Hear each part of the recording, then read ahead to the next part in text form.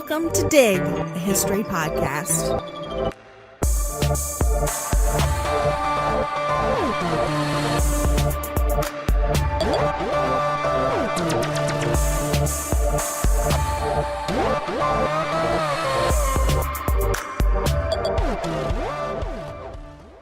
The fronts of the Great War had barely come to a close when it became clear to all of the belligerents involved that this process of peacemaking would be different from all of those that came before it.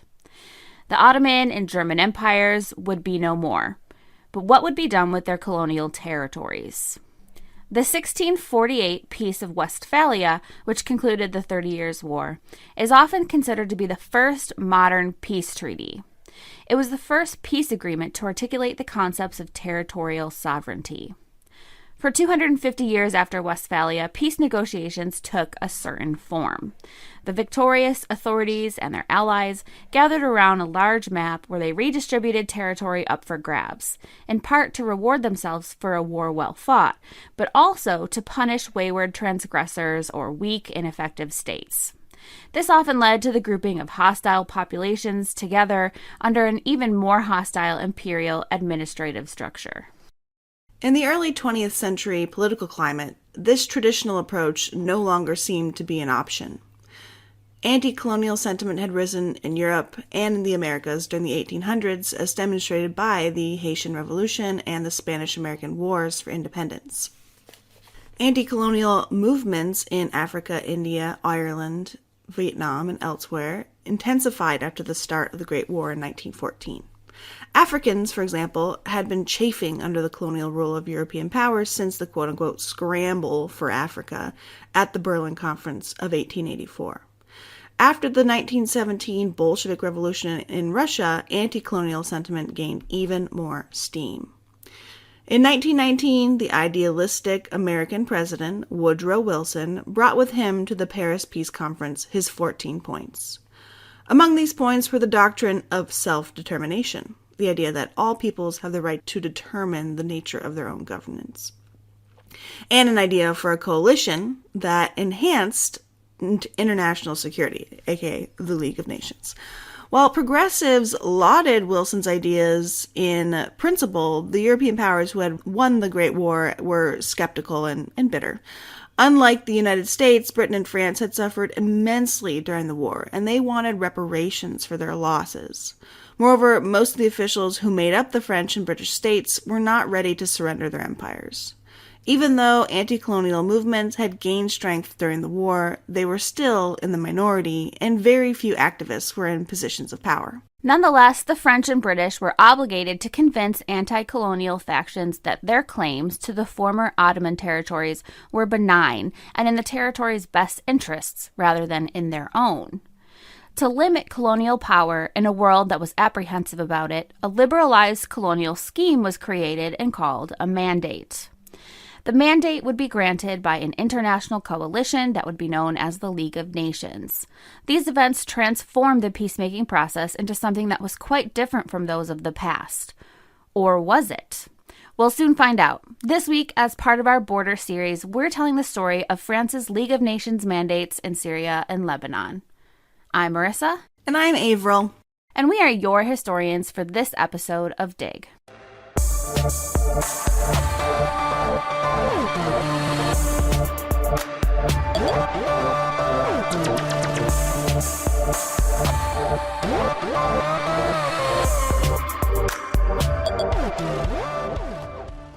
Can you believe we've been making this show for over 4 years? We couldn't have done it without our listeners, and especially our Patreon supporters, who literally keep the recording lights on.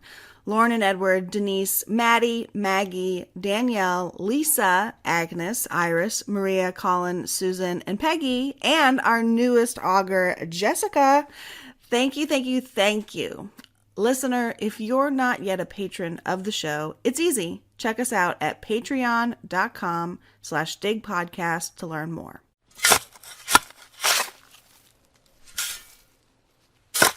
Though mandates were rewarded for territories all over the world, including Africa and Oceania, we'll focus most on the Class A mandates, which applied to the Levant. The Levant is the word for kind of the Eastern Mediterranean region in the Near East. Class A territories were former holdings of the defunct Ottoman Empire. Because of the Ottoman Empire's loose administrative style and recent political deterioration, these areas were regarded as territories that had, in the words of conference attendees, quote, reached a stage of development where their existence as independent nations can be provisionally recognized subject to the rendering of administrative advice and assistance by a mandatory until such time as they are able to stand alone. The wishes of these communities must be a principal consideration of the selection of the mandatory, end quote. So this is kind of what we're working with. This is what the mandate is supposed to be. Eye roll.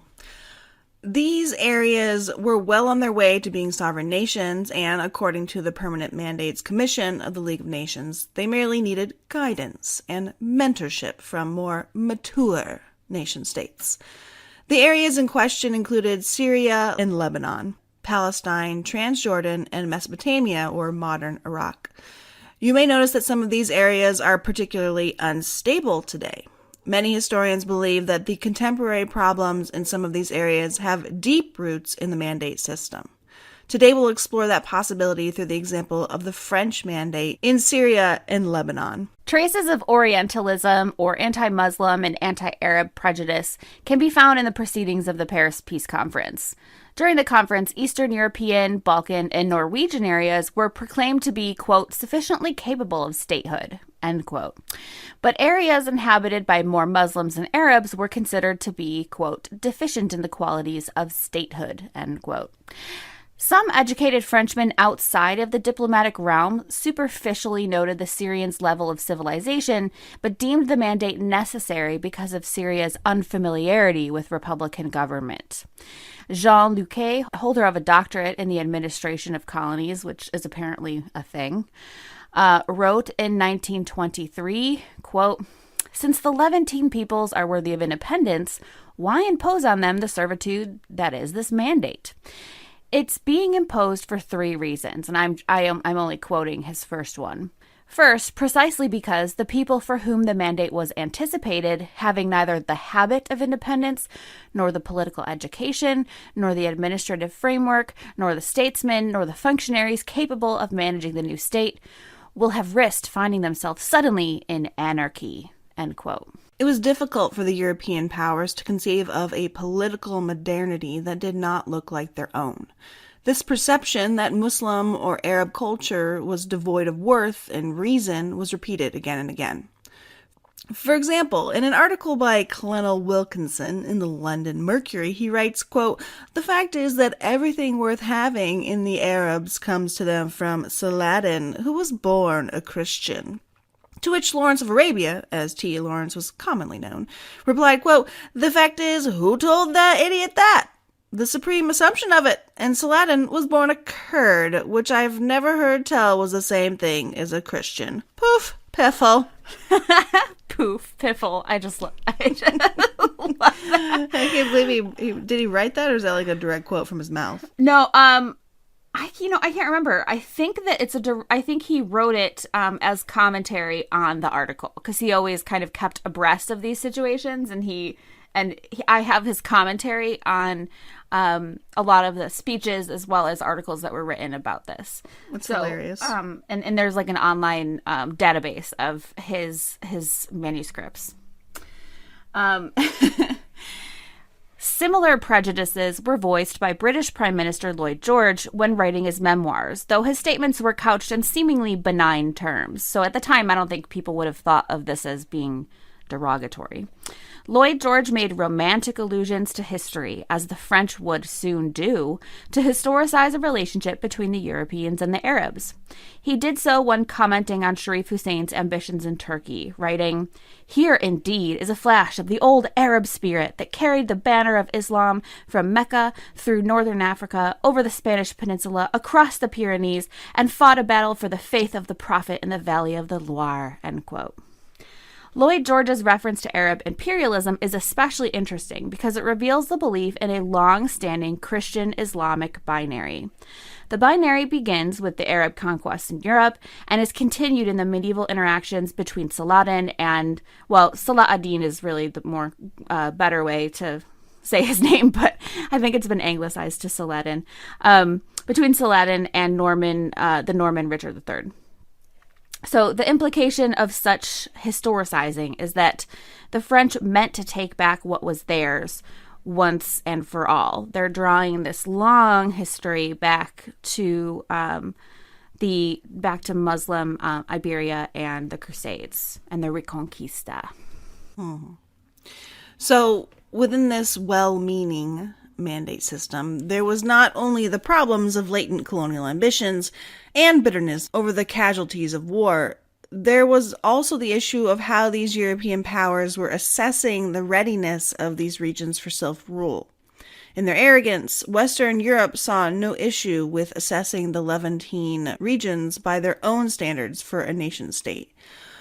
In their attempts to evaluate political structures in the Levant in comparison to their own, obviously superior, states, they failed to appreciate the extent to which the Levant had developed its own organic system of rule over the past couple centuries. Right, so we're going to talk about that. So during Ottoman rule, Levantine regions were divided into administrative units called sanjaks and then further into millets. Millets were small groups with a sense of community based on ethnicity or religion. These small groups were essentially sovereign and had engaged in self-governance for decades, if not centuries, though in some areas where cooperation was possible, regional communities developed. For example, the diverse and sovereign groups within geographical Syria, historically called Balad el-Sham, formed a greater community, and they acknowledged such. Turks held the highest positions, such as governorship and that of imperial troops, but local government, responsible for the day-to-day functioning of Syrian society, was run by Syrian urban notables, who had their independent power source derived from cultural and economic foundations. The Turkish governors did not speak Arabic or know much about Arab culture, nor did they have enough military power in their own right, so they had to rely on mediators. Ottoman subjects always identified first with their smaller religious, ethnic, linguistic, or village groups, and secondly with the empire. But these smaller groups functioned within the greater Balad al-Sham, including the mountains of Lebanon, the coastal area of Palestine, and the cities of Alexandria and Edessa, and what was known as Syria under the Mandate. A distinctly Syrian political culture arose, though its governmental units were still, Ottoman sanjaks. We'll talk a little bit more about this distinctive Syrian political culture in a bit. Though the British were not faultless in the implementation of their mandates, and I think at some point we'll do an episode about the handling of Palestine and Iraq, the French often flouted the principles behind the League of Nations mandates from the start. The French imperial apparatus sought to administer their mandate in Syria and Lebanon the same way they administered their empire in the Maghreb, which is Mediterranean North Africa. Let's look at the Syrian example. The mandate for Syria and Lebanon amounted legally to one mandate. However, the mandate was split by the French into 6 distinct territories: Damascus, Aleppo, Alawites, Jabal Druze, and the autonomous Sanjak of Alexandria and Greater Lebanon. From these districts, 2 distinct states would eventually emerge: Syria, which was majority Muslim, and Greater Lebanon, which was majority Christian. However, there were several failed attempts at statecrafting along the way, which we'll talk about soon. So why so many failures? Most historians believe the French approached their mandates in the Levant with ulterior motives. In making matters worse, the League had no way to enforce the mandates. It was on rare occasions that the League was even aware of abuses wrought by the Paris peace powers. The French kept the League in a state of misinformation, so the foreign press served as their main source of information. This is made evident by the letters of British archaeologist Gertrude Bell, who was working in Syria at the time the League of Nations mandates were established. She said, quote, "The League can scarcely pretend to take the very thin French explanation at the foot of the letter. Too much information has come through by means of foreign journalists." They had no better way of discovering the realities of the mandate in Syria, and when they were made aware of the mandate's instability, internal politics kept them from revoking the mandate. Even before they were awarded the mandate for Syria and Lebanon, the French hopefuls' approach to the Levant was clear. The French were convinced that they had a special relationship with Syria and that it was divine providence that they would be in charge of Syria and Lebanon after the fall of the Ottoman Empire. At the Paris Peace Conference in 1919, French statesman Stéphane Pinchon, speaking on behalf of France's Prime Minister Georges Clemenceau, declared France's claim on Syria. Pinchon emphasized the leading role of the Franks in the Crusades through the rule of Louis XIV and on to the 1860 expedition to aid persecuted Christians. Pinchon drew a straight line between the Frankish Crusades to the end of the Great War, claiming France and Syria had always had a special relationship. To most Europeans and Americans, this logic made sense. In November of 1925, the New York Times stated matter-of-factly, quote, "The choice of France as agent for the protection of Syrian Christians was determined by a traditional special interest in those lands, claimed by France and acquiesced in by the powers. If we wish, we may trace the sentimental claim back to the Crusades, when all of the armies of the West were known to the Muslim owners of Palestine as Franks, a name perpetuated in the Ferengi of today, the common designation for all Europeans." The author of this New York Times article also assumes that France was granted the mandate for Syria and Lebanon so that they could act as protectors to the Christians there. Communities of Syriac Christian Maronites were concentrated around Mount Lebanon. By depicting themselves as crusaders turned civilizers, the French expected to teach what they knew to the, quote, backward religious warriors in Syria. What the French failed to realize was that the Crusades, central to their own interpretation of Syrian and Lebanese politics, were not terribly relevant to modern Syrians and Lebanese. Tabitha Petrin writes in her survey of Syrian history and society, quote, "The Crusades were but an episode in which had little influence beyond convincing Syrians of the inferiority of Western civilization." Bernard Lewis says something similar about Arabic histories, quote, "Muslim historians show little interest in whence or why the Franks had come, and report their arrival and their departure with equal lack of curiosity. Levantines, having first encountered the Franks as Byzantine auxiliaries and later as oafish marauders, surely saw the difference between the semi-tribal Frankish crusaders of history and the post-Enlightenment superpower with whom they were confronted in the 20th century. The power balance had certainly changed."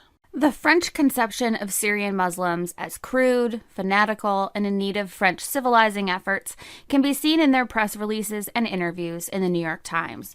I should say that the Le Monde and the London Times and the kind of European newspapers, there was a lot of censorship, so a lot of the information that kind of filters down to us today from mandatory Syria and Lebanon was published in the United States, actually. So during the 1920s, the New York Times was rife with headlines like the following, quote, "Fever of independence again seizes the Muslims," end quote. And the French in Syria face seething races. And Damascus again is put to the sword. And tribesmen fight on. And warlords gone, but the war is going on. Or Syrian leading men interested more in upheavals than developing. And lastly, a Western power's protection is declared essential until Islam learns to be tolerant. Situation unchanged since the Crusades, end quote. So, according to the French, the Syrians were wild primitives, willing to risk the country's stability in pursuit of an antiquated past. And not only according to the French, but also obviously according to the Americans and the Brits as well. At the Paris Peace Conference, Emir Faisal, speaking on behalf of the Arab peoples, became incensed at a remark by an unnamed delegate who implied the Arabs were not as civilized as Europeans. He said, quote, "I belong to a people who were civilized when every other country represented in this room was populated by barbarians."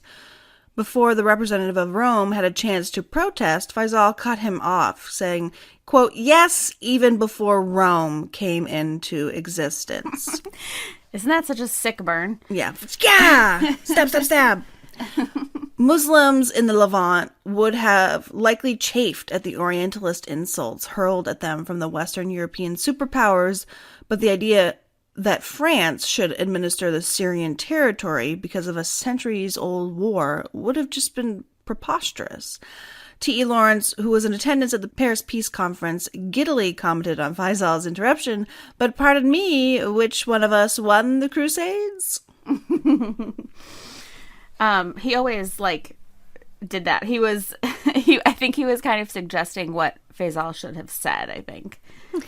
Pardon me, which one of us won the Crusades? Sassy. He's a sassy bitch. Right. However, for the French, little had changed in Damascus since their ancestors made their cross-bearing pilgrimage to the Levant, as they released to the foreign press, quote, "There is no other city where customs have changed so little during the ages," end quote. This has been made exceedingly clear through the statements of French and British officials, the Allied press, and especially through French polemical literature and song.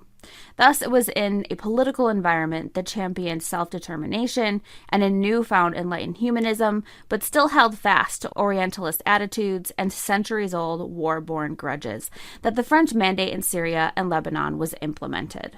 France set the scene in Syria as one of religious fanaticism, playing out in the constant tumult of religious war with the minority Christians on the wrong end of the sword. These religious divisions, played up by the French, were subsequently turned into geographical divisions upon occupation. Within months of being in possession of the mandate, the French segregated the predominantly Christian Lebanon away from Muslim Syria in 1920. In 1922, the Jabal Druze and Alawite Latakia became separate states as well, both under French protection. In 1924, the Sanjak of Alexandretta, almost exclusively Turk, was declared a separate state as well.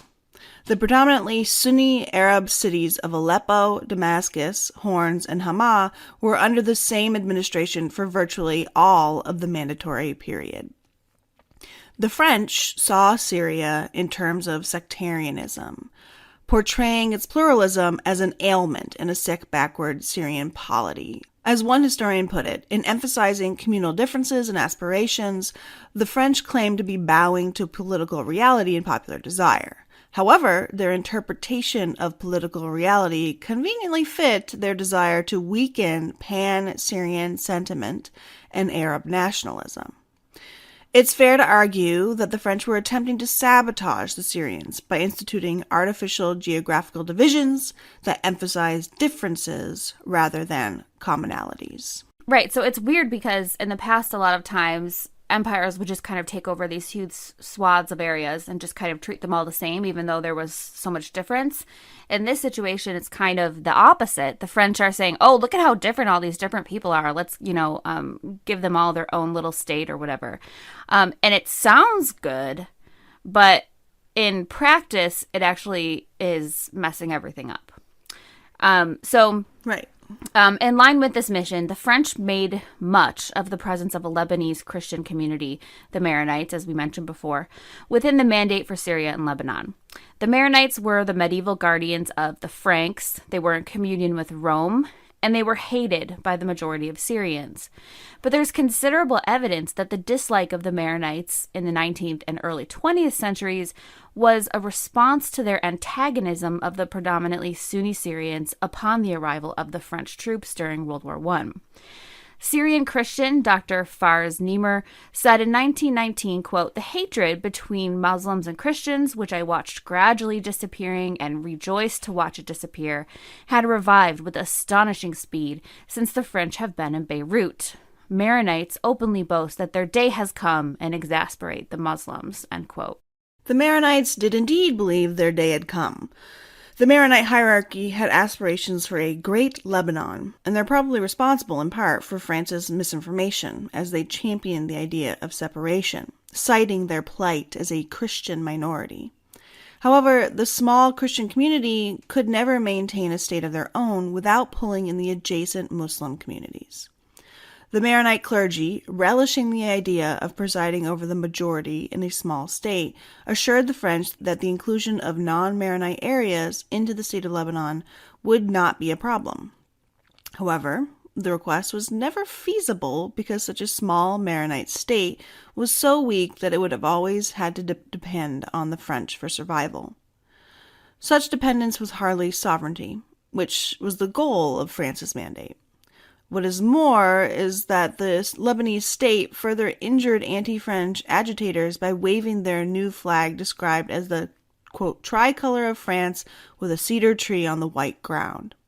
The cedar tree represented protection, more specifically protection from a Christian God, another nudge to the Sunni nationals who were already embittered by the truncation of geographical Syria. Determined to reward their co-religionists who had so dutifully lobbied for a French mandate at the Paris peace conferences, and agreeable to the creation of a tiny Christian state ripe for civilization by the French Empire, the French annexed Lebanon from the rest of Syria in 1920. The state of Lebanon was 3 times larger than the Ottoman Sanjak that had designated the area for centuries prior. It included communities of Orthodox Christians, Shias, and a considerable amount of Sunnis, as well as a few geographical areas that were important to the Syrian economy. The separation allowed a Christian minority to exercise authority in an area where non-Christian communities still resided. It was impossible for the French to exclude any and all Muslim communities from the autonomous area because that would have rendered the state economically deficient. These Muslim communities in what the French declared to be Greater Lebanon were angry at their isolation from the rest of the region and campaigned side by side with nationalists for reunion with Syria. The Lebanese Christians, on the other hand, saw an opportunity to be the majority for once, a temptation they apparently could not pass up.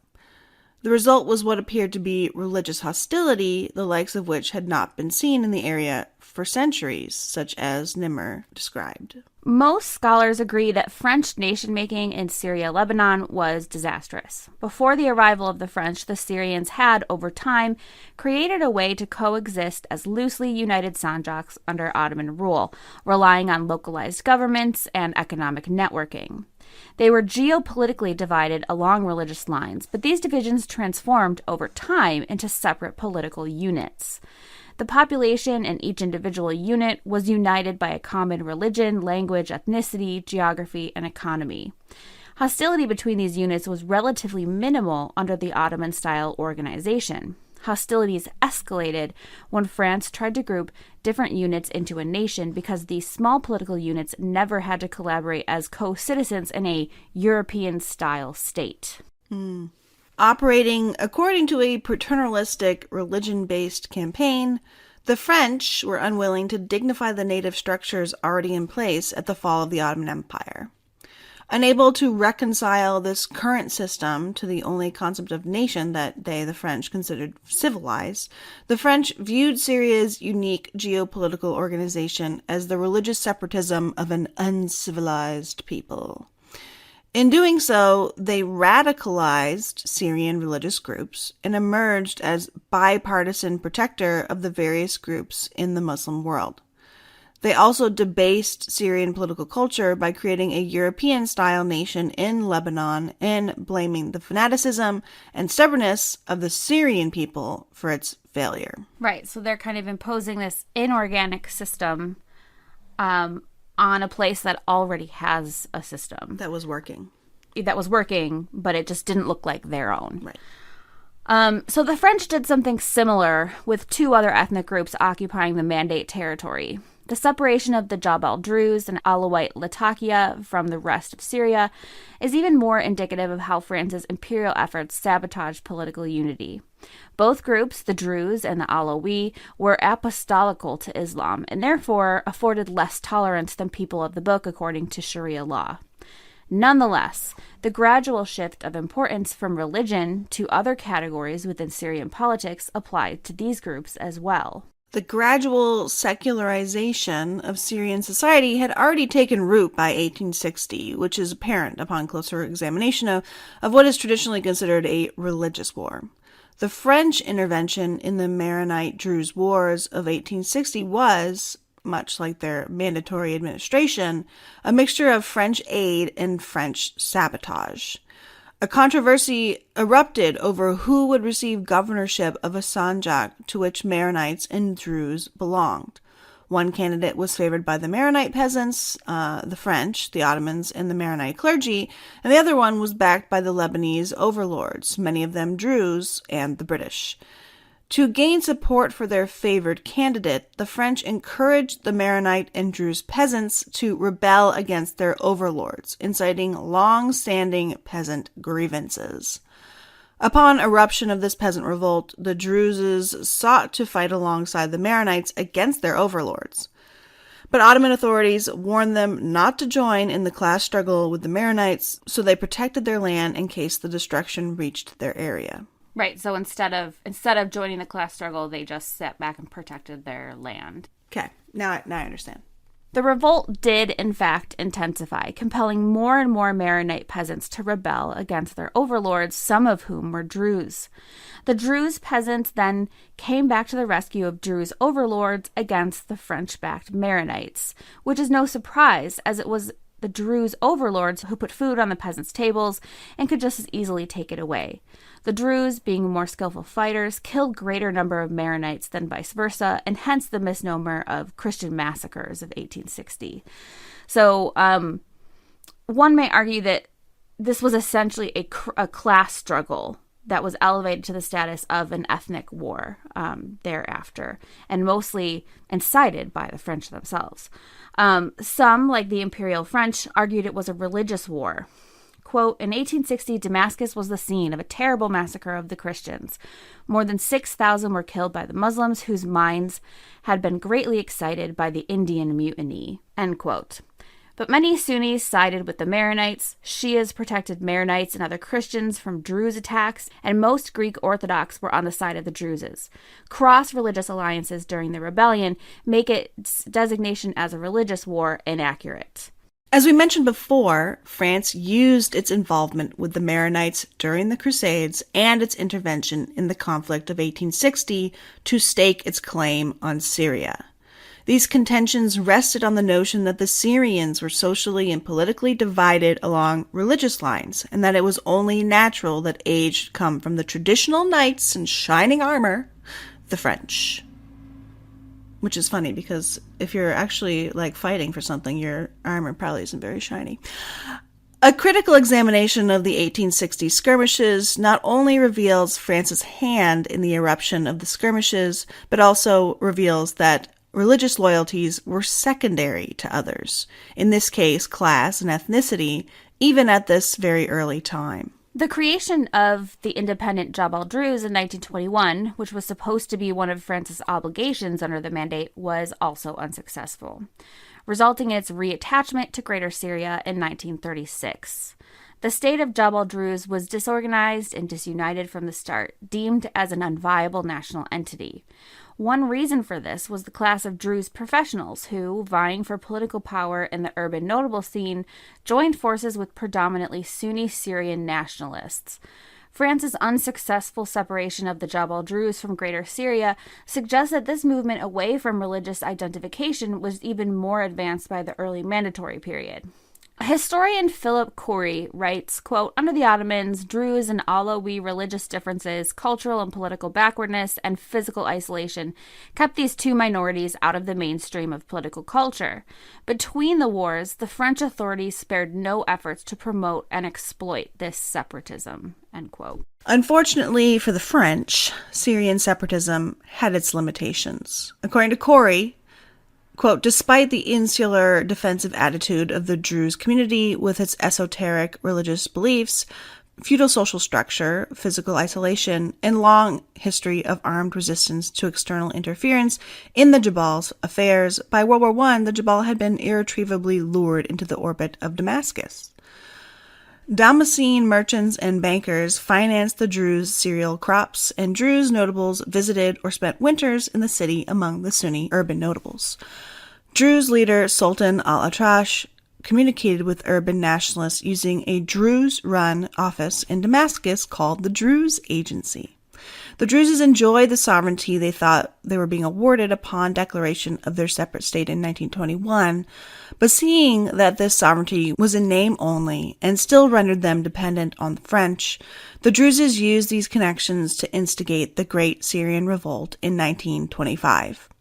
In this way, the failure of the Jabal Druze can be attributed to France's politicization of religious pluralism in Syrian politics. Right, so if you can see what's happening with Lebanon and with Jabal Druze, both of them, what's happening is that the French are making these little tiny nations that don't have what it takes to be sovereign nations, so that they have to rely on the French. So the French can basically just be imperial, right?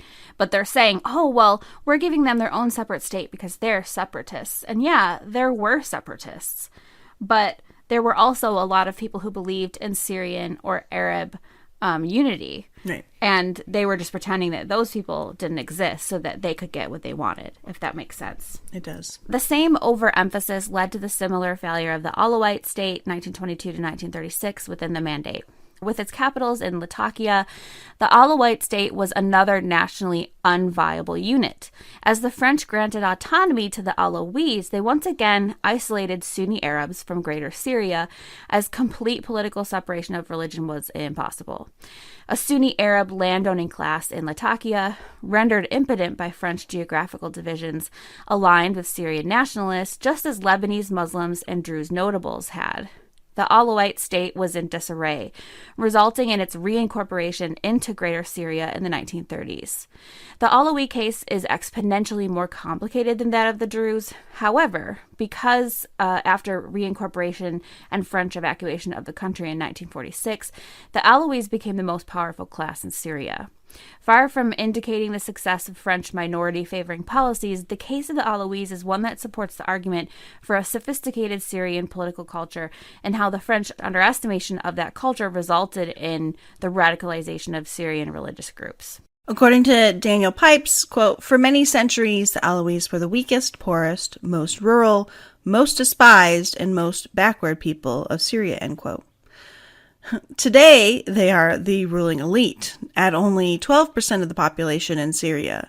They govern the majority Sunni Arab population. Religious dissimulation, taqiyya, or in other words, just sort of faking it, right, contributed greatly to the Alawi rise to power. The French favored the Alawi most likely because of their, quote, secret Christian proclivity. The Alawi conception of the fourth caliph, Ali, is akin to the Christian conception of Jesus Christ. They have a Holy Trinity, venerate Christian saints, and celebrate Christian holidays like Christmas, Easter, and Palm Sunday. T. Lawrence wrote that the Alawi are, quote, disciples of a cult of fertility, sheer pagan, anti-foreign, distrustful of Islam, drawn at moments to Christianity by common persecution. Though Lawrence's words make known the suspicion felt by many toward the Alawi, he also suggests a rationale for the Alawi attachment to the Christian French Empire. In support of the French, the Alawis refused to send delegates to Faisal's General Syrian Congress in 1919 and used French arms to instigate a revolt. Depicting themselves as Christians gone astray, Alawi chiefs sent General Gouraud a telegram asking for an independent Alawi state under French protection. The French conspired with the Alawis to create with them a shared past and with it a stronger political alliance. René Dussault and Henri Lamain attempted to connect the colloquial designation for the Alawi, Nuzaris, with the word for Christians, meaning followers of the Nazarene, Nazara. However, when it suited them soon after, the Alawis rebelled against the French, claiming they ascribed to Arabism above all else. Taqiyya was practiced by the Alawis in the past as well, and would be in the future. In the late 19th century, the Ottomans noticed the Alawis' religious vacillation and practice of attaching themselves to powerful forces who could improve their minority status. To prevent the growth of European influence, the Ottomans launched a Muslim missionary expedition of sorts, building mosques and Islamic schools and pressuring chiefs to ascribe to Muslim orthodoxy. During this era, the Alawites identified as Muslim. A decade after French rule, the Alawites again demonstrated their dissimulative skill. Unbeknownst to Sunni Damascenes, 10,000 Alawites lived among them for an undetermined amount of time. As their true religious identity was of no political use in former eras, only after the Alawi rose to power did these same Alawites reveal themselves. Pipes writes, quote, Taqiyya permitted the Alawites to blow with the wind, a testament to flexibility necessary to survive in a society characterized by pluralism. Right, so these different groups had come up with these strategies to kind of gain power, but also just kind of plod along in this very, pluralist society. It would be reductionist to conclude that in light of their dissimulative practices, the Alawi were atheists or anti-clerical. That's probably not, it's not really fair to say that.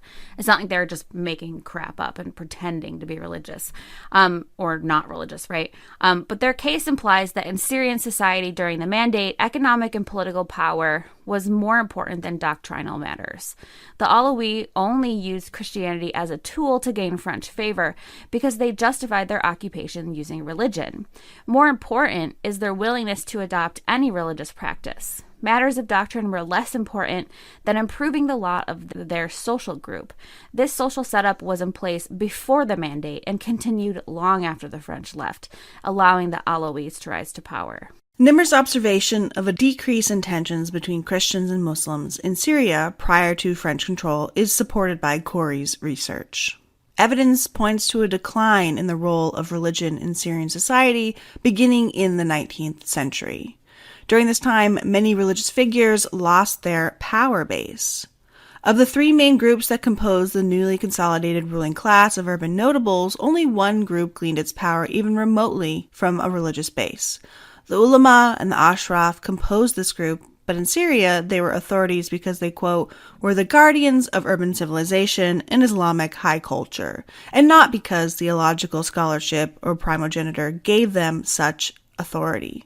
Moreover, these groups had always been strongly ensconced in commercial activity, and by the end of the 19th century, their secular power may have been said to overshadow their religious authority. Quote, hence their wealth came not only from their control of pious trusts, but also from their control of production and trade, and by the 18th century, from hereditary tax farms, malakane, around the towns. Right, so even these religious authorities mostly derive their authority from not religious things. That makes sense. Right. Further proof of the declining role of religion in Syrian society was the relaxation in marriage customs among religious authorities. Quote, just after the mid-19th century, religious leaders broke with social custom by supporting marriages outside of their family networks. The families of the Syrian upper crust, instead of maintaining their affluence through careful marriage arrangements, they made marriage arrangements with those whose power base was not religious. This suggests that religious-based status was no longer a sufficient source of power. This new networking created an ethnically heterogeneous upper class with a strictly economic power base. Though religious authorities were sometimes powerful, by the time of World War I, they did not owe their power to their religious status, but rather to the clientele they earned outside of the religious realm. In fact, the case of the Alawi suggests that Syrians were adept at leveraging religious and ethnic pluralism to achieve unity and political stability. Most scholars have found that dissimulation, or feigning assimilation, but maintaining a specific tradition underneath the front, best characterizes not only the Alawis, but Syrian society as a whole. As Corey notes, quote, sect members participate in society at large and work in everyday occupations widespread in the polity, but they dichotomize their lives, all members feeling they are living in a special religious world valuable in itself and distinguished from all others, end quote. From day to day, the Maronites, Druze, and Alawis practice the separation of religion from politics. This dichotomy explains how the Alawis could so easily assume different religious identities. This feature of Syrian society is especially interesting because it approaches secularism, a separation of church and state that is known to France, but unknown to the Sunni Arab majority in the Near East. Right, and it's not something you normally associate with the Islamic world. Right. Historian A.H. Harani says, quote, "The art of rapid and superficial acculturation and that of preserving beneath new modes of behavior and in new forms their old beliefs and ways of living," end quote. Richard Antoon, for one, notes the grace with which Syrian society acclimatizes to their intense cultural diversity, making Syria an academic goldmine for sociologists and political scientists alike. So Antoon says, the reaction of Syria's people to the contrasting cultural, demographic, economic, and political currents from across the Mediterranean and Europe on the one hand, and across the desert and Arabia on the other, has been absorption and accommodation, and often at the same time tension and conflict. Accommodation has taken place at the socio-cultural level in the development of a mosaic society well adapted to the geographical diversity of the country, in which a number of ethnic groups and sects, Sunni Muslims, Alawites, Druze, Greek Orthodox, Kurds, Circassians, Ismailis, find their niches in various regions of the country or in various ethnic divisions of labor in urban centers, end quote. The ethnic division of labor is very apparent in Syria, where there is a long tradition of urbanism. The Druzes and Alawites, confined within relatively isolated mountain units, were poorer, less educated, and focused more on agriculture than the urbanized Sunnis. Nonetheless, there were many Sunni Muslims who also lived in rural communities. It was not unheard of for people of different religions to join together with grievances against the exploitative classes, implying that class loyalties challenged religious loyalties at this time. The example of the Druze peasants initially preparing to join the Maronite peasants against their overlords in 1860 is a good example of class trumping religious loyalty. Considering the socioeconomic divisions between the different religions can, however, make religious persuasion look like a point of contention. Hannah Batatu holds that these groups always act in terms of class interests, though class structure is based on ethnic and religious convention. She says, quote, "Alawis, and by implication others with ethnic identities, invoke relations with other Alawis to advance personal and ideological ambitions rather than to promote the common interests of the sect. Fealty is a far more important criterion than religion for the distribution of power in Syria." Fealty, the faith pledged to a lord by his vassal, is perhaps a good way to describe why the Druzes in 1860 eventually sided with the Druze overlords instead of Maronite peasants in their class. Far from an example of religious loyalty overtaking class loyalty, the Maronite Druze example proves the point. There were, of course, Maronite peasants and Druze overlords, but generally speaking, the Druzes were poorer and less educated than the Maronites. The Druzes, as a group, based their bond on their economic status vis-a-vis the other Syrian minorities. So in the 1860 war, when they eventually unified against the Maronites, the thrust of their discontent with the Christian Maronites was not religious as much as it was based on geopolitical survival. To better understand the function of these religious political groups in Syrian society, Corey breaks them up into two different categories. On the one hand, you have sects. The Druzes, Ibadis, Zaydis, Maronites, Yazidis, and Alawis, who all lived on the peripheries. They have historical tendencies of rebellion, they cluster into a homeland and use dissimulation to operate in society. But minorities, like Copts, Greek Orthodox, Jews, and Ismailis live in cities under foreign government or Sharia protection. This helps to understand Syrian society in that it reminds scholars that the term Alawi and Shia or Maronite refer not simply to an ethnic identity or a religious ideology, but also to a territory, a politico-economic system, a wide-ranging cultural repertoire, and a history. These social theories imply that in modern Syria, divisions among the different religions are no longer doctrinal. Those lines have been blurred over time by dissimulation. The divisions in Syrian society, therefore, represent a localism based on culture, class, and geography, rather than religious and political disagreement. The implication of such theories is that each group creates not just a spiritual, social, or geographical community, but a distinct political unit within the Balad el-Sham. What emerges is a uniquely Syrian flavor of politics revolving around pluralism, using dissimulation to achieve political unity when it's needed. Despite this high degree of political sophistication, the French, under the Mandate, were able to politicize Syrian pluralism and sow disorder where there had previously been very little. This disorder culminated in the Great Syrian Revolt of 1925. Evidence of the declining importance of religion in Syrian politics may be found in the slogan for the Great Syrian Revolt of 1925. Quote, "Religion belongs to God, the motherland, to all." This slogan was probably created by the political elite, but it was uttered by popular Syria nonetheless, indicating they were aware and accepting of the religious pluralism that characterized geographical Syria.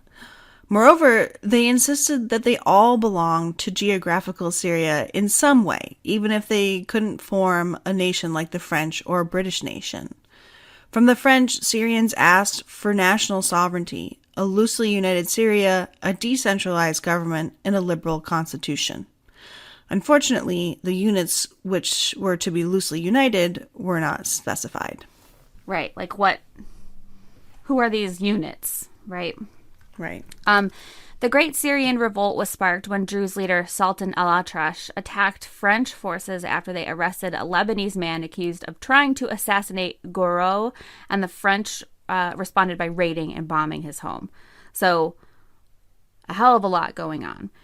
From that point on, Sultan al-Atrash had enough support to start insurgent activities. He was covertly supported by Damascene nationalist notables. Familiar with the nationalist platform, al-Atrash declared his grievances were nationalist ones. Meanwhile, Maghreb veteran Captain Carbier began administering the Jabal Druze directly and with a distinct flavor of personal demagoguery. Carbier was intent on instituting a Moroccan-style system, though he did so imperfectly. His biggest mistake was his agricultural policy, which sought to abolish the communal property system in the Jabal, which favored Druze notables. Discouraged by the notables who stood to lose power in the case of the policy's success, the peasantry were apprehensive toward Carbier's reforms. Soon thereafter, Carbier instituted forced peasant labor to facilitate the building of roads, designed for wheeled vehicles that they did not possess. So Carbier is killing it, you know. Spinning their wheels, one might say. Woo. Carbier's agricultural policies were successful enough to agitate Druze notables, but not successful enough to appease the Druze peasantry, to whom he promised so much. Sultan al-Atrash, the Druze peasantry, and the notables who presided over them united against the French in July 1925. Seeing a channel for their nationalist program and an opportunity to convince the French that Syrians of all walks of life were unified against them, Damascene nationalists joined the revolt. These Damascene notables, losing their power to both the French and the other Syrian elements who the French favored in a divide-and-conquer technique, transformed the 1925 Druze revolt into a power struggle between these urban notables and the French occupiers. The international community, with French encouragement, believed that the Syrian revolt reflected a vibrant Syrian nationalist movement. This so-called national movement for Syrian independence, led by the Western-educated elite, did not reflect the ideology of the Syrian people. Rather, it was the reaction of these elites to their exclusion from the Paris Peace Conference at the end of the war. Nationalism was a way for notables to demand an audience with the French political structure so as to maintain their delicate balance of power. The French benefited from this misconception because it implied that 5 years into the Mandate, the Syrians were united more than they were before, and that they were merely annoyed with French presence, right? So it kind of looks, people are like, wow, the French are really doing a good job in Syria. There's this pan-Syrian movement that's happening in this revolt that's happening in 1925. So people are thinking they did a good job, even though the French did everything they could to separate Syria into separate weak states. Mm-hmm. The end to the revolt, therefore, reflected the Syrian elite's recapturing of power and not France's military or diplomacy skill. Syria was not pacified, but vindicated by its end.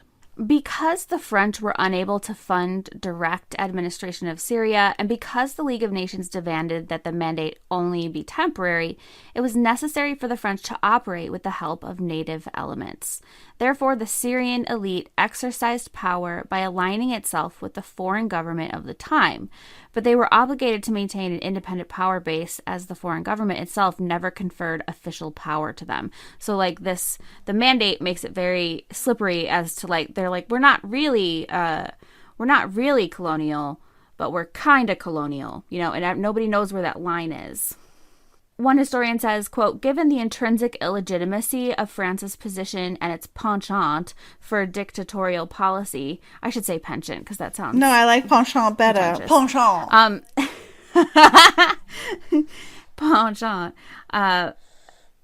For a dictatorial policy without regard for the position and interests of the local elite, many urban leaders became forces of opposition.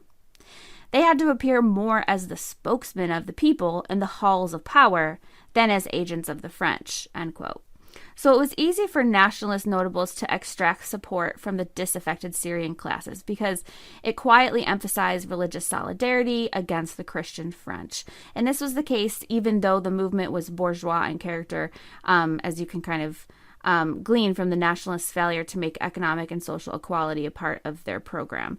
So even though this looks like it's this, grassroots revolt, it's not. It's fancy people, revolting against even fancier people. So like America. Just kidding. Unable to risk losing their popular support by consorting with an illegitimate imperial administration, urban notables resorted to the only method available to gain access to administrative positions. They built a coalition against the French, created further-reaching alliances with other towns, other Arab territories, popular societies, any alliance that could gain them the trust of larger parts of the population. The notables hoped to compel the French to grant them the influence to which they had become so accustomed before the mandate. In a way, the French, by alienating the Muslim population in their colonial campaign, encouraged the growth of dissident movements. But not because Syrian Muslims were culturally offended and lashing back against their antagonists. Rather, because the politically astute notables could assume the role of the quote-unquote protectors of culture and guardians of the faith in the wake of an illegitimate Christian power that was bent on empowering non-Muslim minorities. This notoriety gave notables immeasurable amounts of influence in the movement. Right, so the French almost manufactured these religious radicalism, really, that hadn't existed before. They were happy just going along with dissimulation and just kind of doing what they had to do to make their pluralist society work. And then the French who came along and were like, we are restarting the Crusades, all of that crap, really ended up fomenting religious radicalism in the area. This exact tactic was employed by Syrian notables for use against attempts by the Ottomans at revitalization. So during the Tanzimat in the 19th century, some urban notables lost their government positions to Turks as part of the Young Turks program of Turkification. Very Turkey in that sentence. I like saying the word Turkification, if I'm honest. Those who lost their livelihood espoused pan-Arabism as a means of combating Turkification and its encroachment on notables' positions.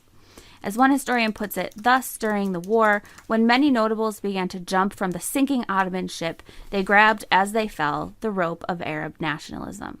They really had no other choice. It was this rope that enabled them to enter the interwar years with their political and social influence intact. End quote. But those who kept their jobs did not espouse Arab nationalist beliefs, as one historian notes. By contrast, many notables who managed to hold onto their posts supported the empire until the collapse of its authority in the Syrian provinces in 1918.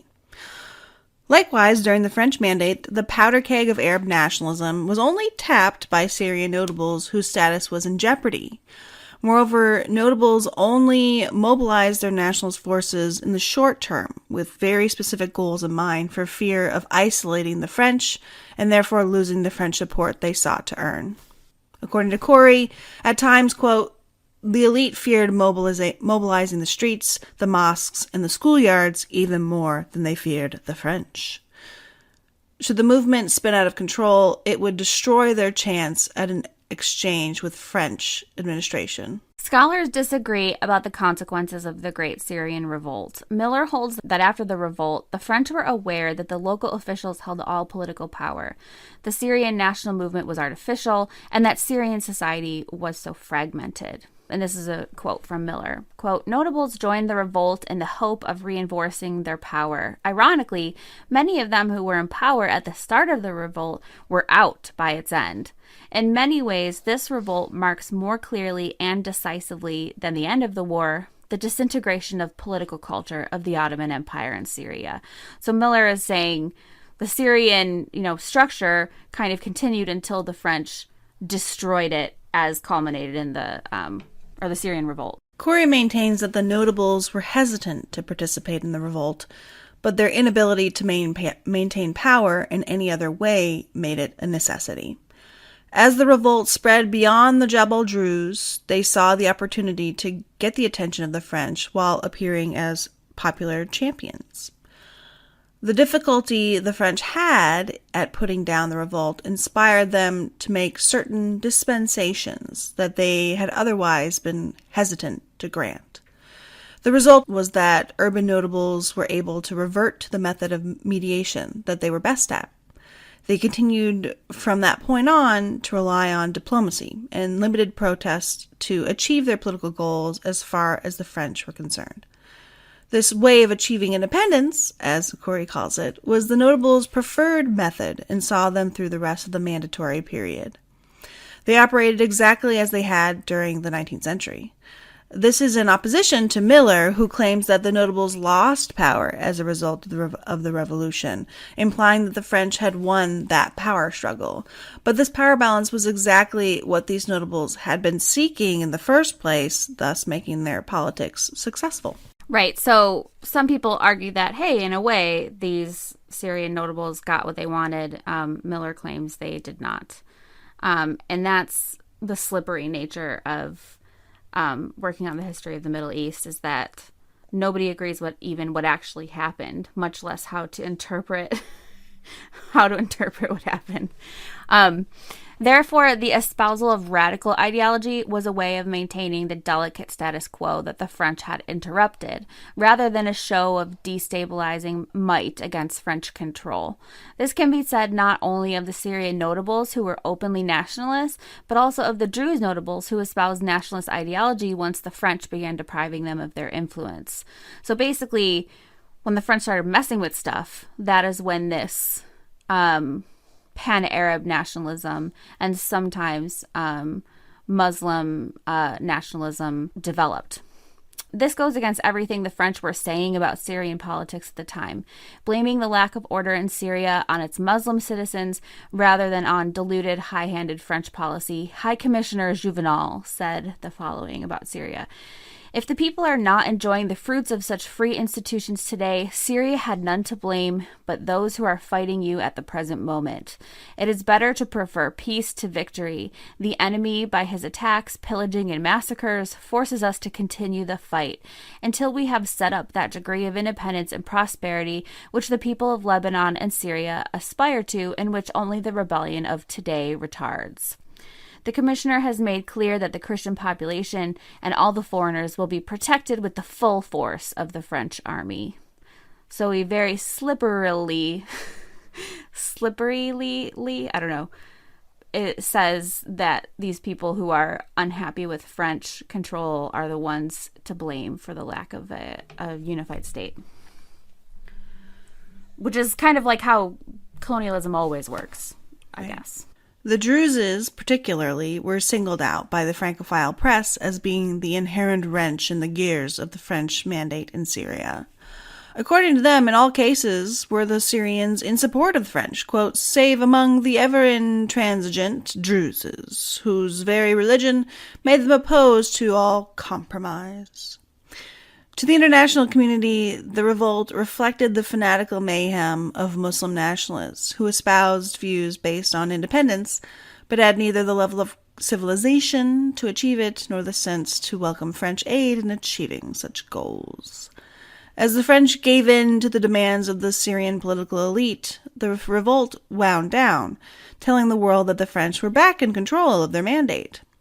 But upon closer examination, it became clear that the, quote, revolt revealed that the Syrian entity created at Versailles was a fiction, bearing little relevance to the loyalties of articulate Syrians. The French Empire merely took the place of the withering Ottoman Empire. Peasants were still exploited, government was still highly localized, religious loyalties continued to decline, and powerful Syrian politicians went about life as usual.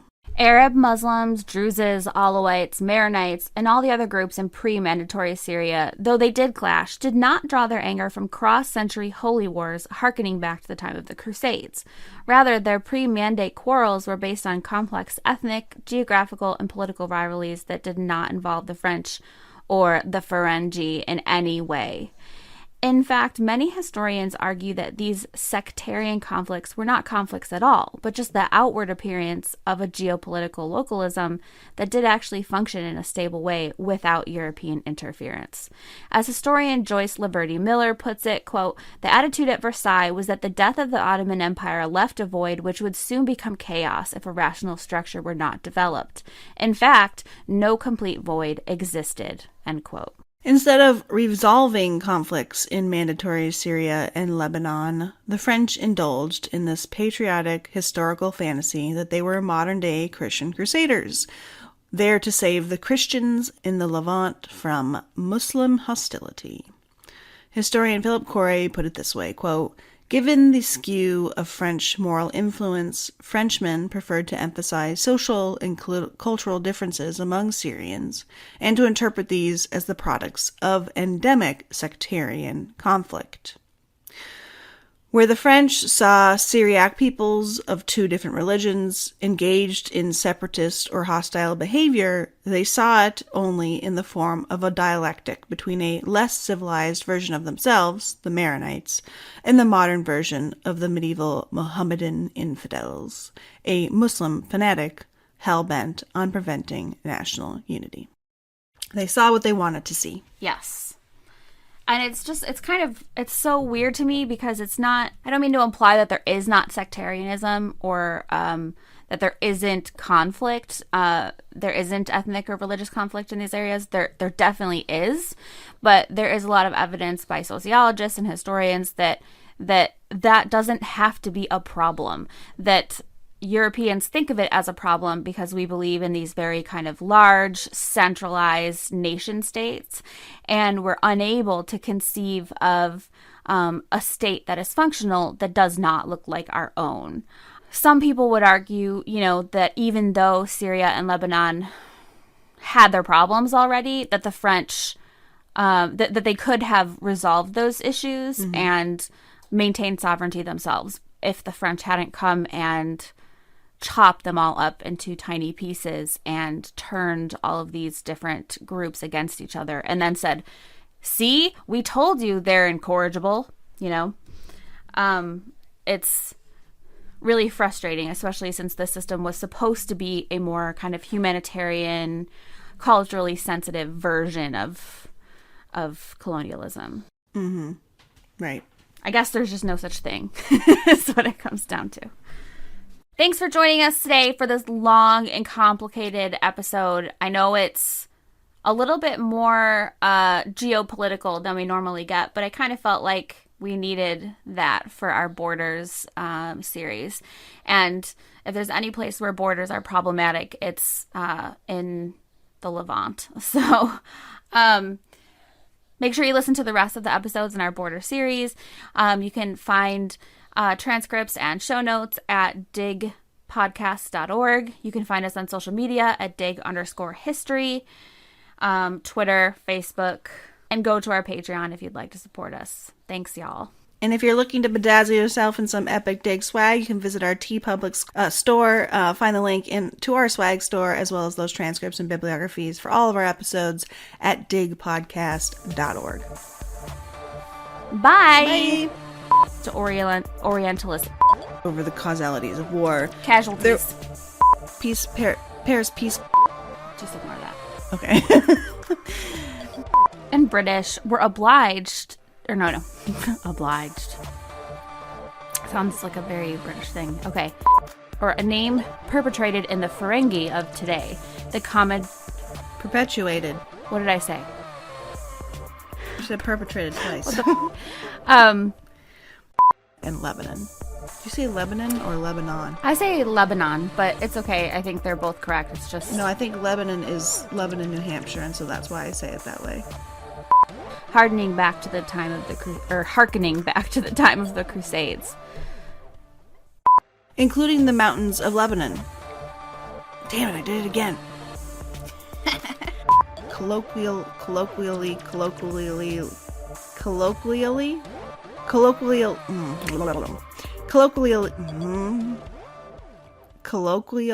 known.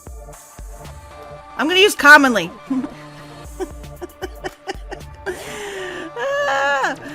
Excuse me. I'm just gonna start that over again. The powder keg of Arab nationalism. The powder. I don't know why. The first read. The powder. Likewise. Okay. Stay tuned for future episodes, or for more episodes about. Oh my god. I know, but I just want it to be over. Red. Do you want me to redo that one? Okay, redo it. I can redo it. All right, Always. we're shooting for excellence here, right? There is not sectarian. Anti-colonial sentiment had risen in Europe and the Americas. Oh, blah, blah, blah. We'll start that over. Of urbanity. Or urbanism, you could say, if you prefer. Urbanity is kind of British, I think. Of urbanism.